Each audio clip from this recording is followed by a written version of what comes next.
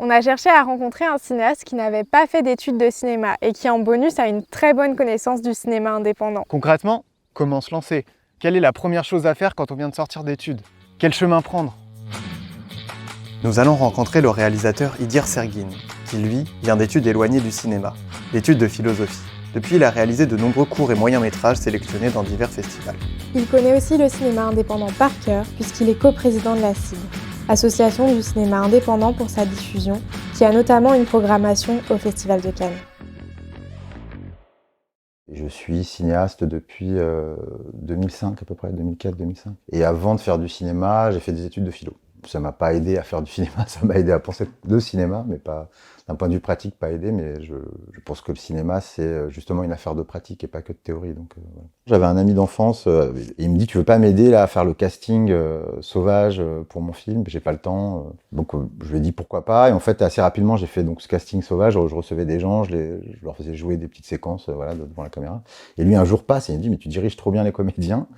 Et j'ai postulé, il y avait un concours, c'est le Festival en plein air de Grenoble, et j'ai envoyé mon scénario de court-métrage, et j'ai complètement oublié, et je reçois 3 mois plus tard, dans ma boîte aux lettres, le premier prix avec une bourse. Donc il fallait faire le film, quoi, en gros.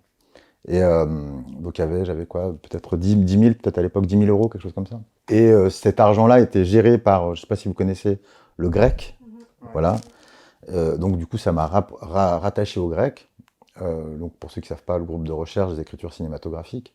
Tu as un peu d'argent pour faire ton film, t'es à la fois producteur du film, auteur, et tu es vraiment obligé de mettre les mains dans le cambouis. Donc à ce moment-là, un peu paniqué quand même au départ, parce que c'était vraiment pro, quoi, et que j'ai pas fait d'école, je me suis mis à apprendre, quoi, voilà, tout simplement, à apprendre par moi-même, quoi. En gros, le Grec, tu signes avec eux un partenariat concret de copro.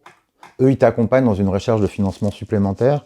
Et ils ont quelques accords avec des loueurs de matériel, de caméras, de lumière, de son, etc. Mais toi, tu es accompagné par le Grec pour gérer quand même la phase de production. Et ils sont aussi copros, donc ils font attention à ce que tu fasses pas n'importe quoi avec l'argent. Et en réalité, faire un film, ça coûte de l'argent. Un film, ça s'arrête jamais, quoi. T'es toujours en train de... il y a toujours un temps de travail, quoi.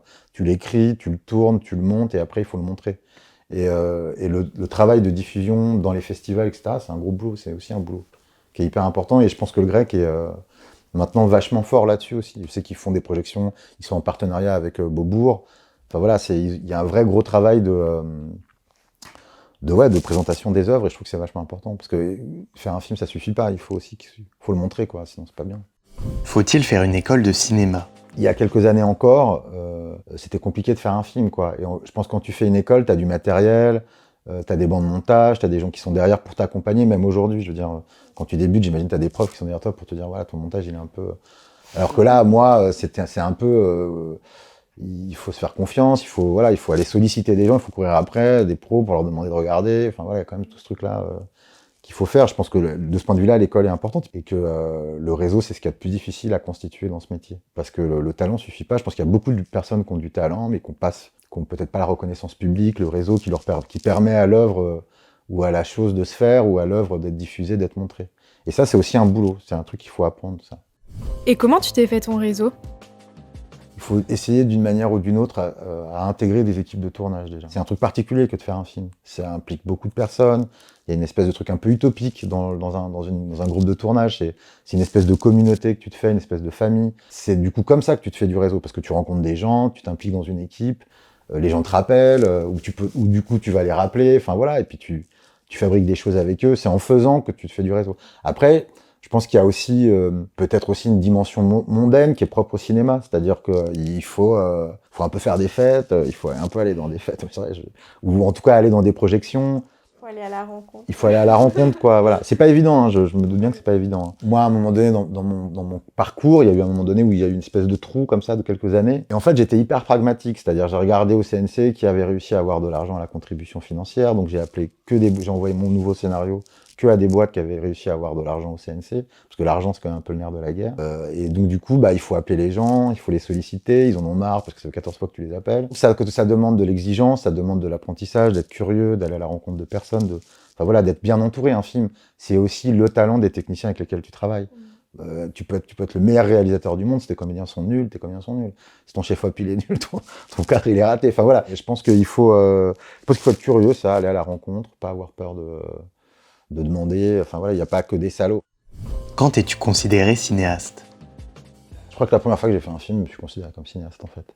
Mais la vraie question, pour moi, c'est à quel moment j'ai considéré que c'était artistique. Et j'étais, disons, du côté d'une pratique artistique, c'est plus ça, je trouve. Mais donc du coup, quelque chose qui vienne vraiment de tes tripes, de très personnel, ou tu vois, ça c'est la part artistique, c'est plus ça qui est plus compliqué à assumer et te dire, bon bah ok, là, je suis vraiment je suis vraiment auteur-réalisateur, voilà. Je suis pas juste réalisateur, je suis auteur aussi par ailleurs.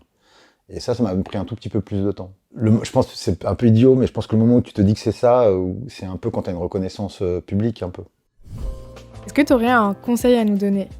Et je pense qu'il faut tenter les résidences. Le festival en plein air de Grenoble, il y a des concours, etc. Et il y a un vrai conseil que je vous donne, qui est en fait le nerf de la guerre quand même, moi, je trouve. En France en particulier, je sais pas comment ça se passe, je dis ça, je sais pas comment ça se passe à l'étranger, mais en tout cas en France c'est ultra important.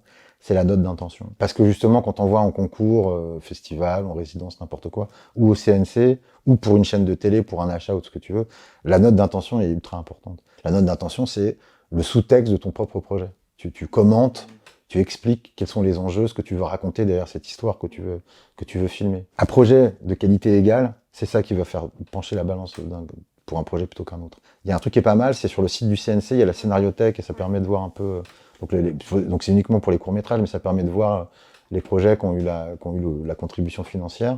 Et je crois qu'il doit y avoir les notes d'intention qui y traînent, et ça vaut vraiment le coup de voir comment ça s'écrit, parce que c'est vraiment pas anodin une note d'intention. Et j'ai l'impression, ça par contre c'est nouveau, mais j'ai l'impression que les moodboards c'est un petit peu important.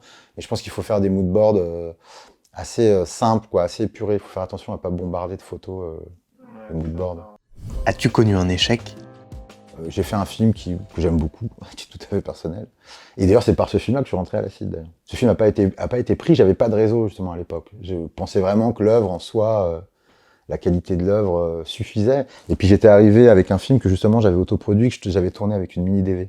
Donc c'était un film où l'esthétique, la photographie était loin d'être parfaite. Il y avait quelque chose d'un peu crade et mais bon d'assumer. Voilà, j'avais fait mon film avec le matériel à ma disposition à l'époque. Mais j'avais fait ça de manière très professionnelle. J'avais une vraie équipe. Ça a été un mois de tournage, un peu plus peut-être même. Je me suis endetté même pour faire ce film, voilà, j'ai mis de l'argent. Alors c'est un film qui avait des maladresses, le film est loin d'être parfait, c'était un premier film autoproduit, etc. Enfin voilà, le film est passé entre les mailles du filet, et donc ce film il a disparu dans les limbes, et je le ressortirai un jour, j'espère bien.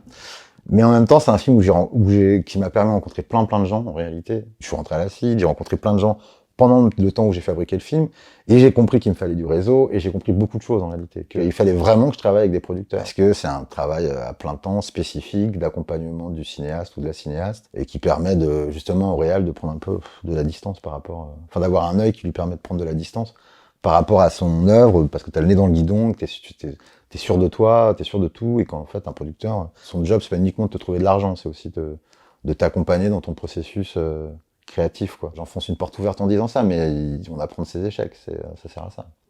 Voilà. Et c'est bien de se rendre compte qu'il faut faire des choses avec d'autres, et que tout seul, des fois, ça marche pas. Voilà. En tout cas, pas dans mon cas, moi.